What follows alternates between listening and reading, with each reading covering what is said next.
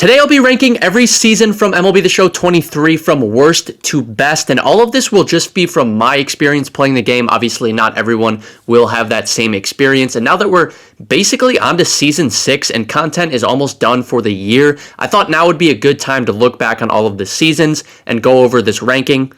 And like I said, this will be just from my experience this year, and I didn't play a ton of online in Diamond Dynasty this year, unfortunately, because of how much offline grinding there was to do and the lack of time I just had outside of all of that grinding, so I probably won't touch on the online content much in my rankings, but let me know if you guys did play a lot of online and which seasons were the best from that perspective. And MLB 24 will be here before we all know it, so make sure you guys do hit that like button and subscribe to the channel to stay up to date with every video. But let's go ahead and get right into the ranking here, starting off with number 5, and what I thought was the worst season so far in MLB 23, and that is Season 5, the season we're currently on right now at the time of the recording of this video. And even with Season 5 having all of this finest content, finest Ohtani, a lot of these really, really good finest cards, outside of that, there's really just nothing special about this season, and it definitely has the least amount of content that we have seen of all of the seasons, which definitely gives just most of us not a great reason to be, on the game a lot, grinding it. And this 2023 Finest program is actually kind of a dub. Like, this Mookie Betts is a really good card. Some of these cards are very good, but just the lack of content overall, and just, not really wanting to be on this game, grinding it every single day, just gives me a good reason to put this in the last spot of my ranking here. And, it's not surprising that it is here, right? Because pretty much every single year, if not every single year, the content drastically slows down around this time of the year, so it's not surprising. But then if we look at the collection rewards, Contreras is a good catcher for sure, really good attributes. Bo Bichette's cool, and Ohtani's very good as well, but, they're fine. I expected a little bit better for Set 5 collection rewards. Like, these should be probably, like, the best cards in the game, I feel like, and, they're very good cards. Ohtani's very good, but, maybe it is the names, like Bo Bichette, William Contreras, not the biggest names, right? But regardless, solid set, or solid collection, but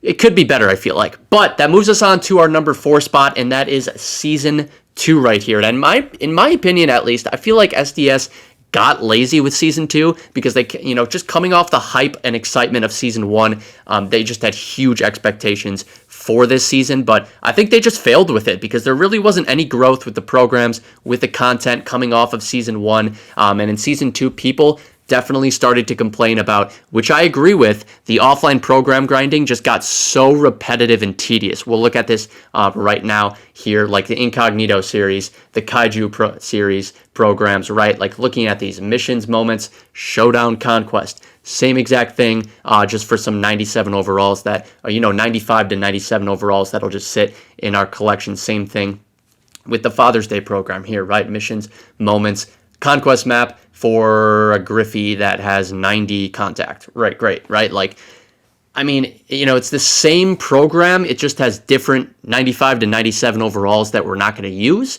And it's not the most engaging program, in my opinion. And this was pretty much all of Season 2. So I did not like Season 2. I don't know about you guys. And I just feel like they got lazy with Season 2. It felt like they were going with quantity of programs over the actual quality of the programs and just rushing to bring us all of these copy and paste programs.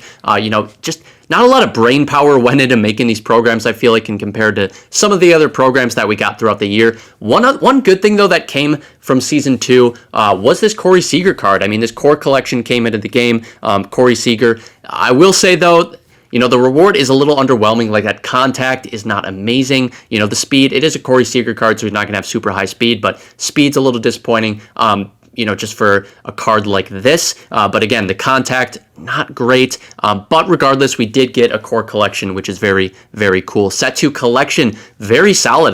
David Wright, probably the worst option here, and he's a really good card. And then you got Hank Aaron, very, very good card. And then the Randy Johnson was probably the best pitcher in the game for like a couple months stretch. Like, really, really good cards here, and the Set 2 collection was absolutely worth grinding for, in my opinion. Very good options here.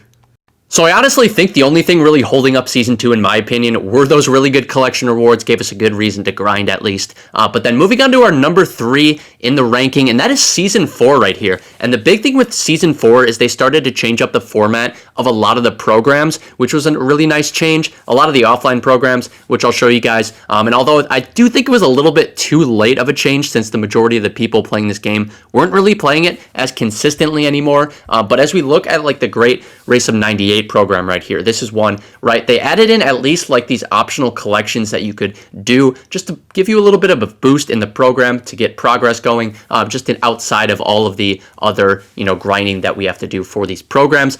And the Career Tribute program, super good example, right? So we have those optional collections, but then we also have single player missions. We have online missions, giving, whether you're an online or offline player, you can complete it in any way you want. And that's exactly what I ask for these programs. I just think you should be able to play the game however you want and still complete these programs, and not just be, cornered into, okay, you have to do it this one way, and that's the only way you can do it to complete the program and to get these cards, right? I just think that's best, whether you're online or offline, whatever. But also, Halloween programs were a creative program, took a little bit of brain power at least to make these, similar to the Egg Hunt program, right? You have to find these vouchers throughout the game, and then you add those to the program there, and then you get the rewards. It's just at least a little bit, it's just something different, right? So I appreciate that. A little bit more interesting and engaging, in my opinion. Set 4 collection was very good as well. You got the Mookie Betts, could play a lot of different positions. Super good all-around card right here. Love Mookie Betts cards. I think most people do. And, the Jimmy Fox, really good catcher option. I used him for a while at catcher, and just, really, really good catching option.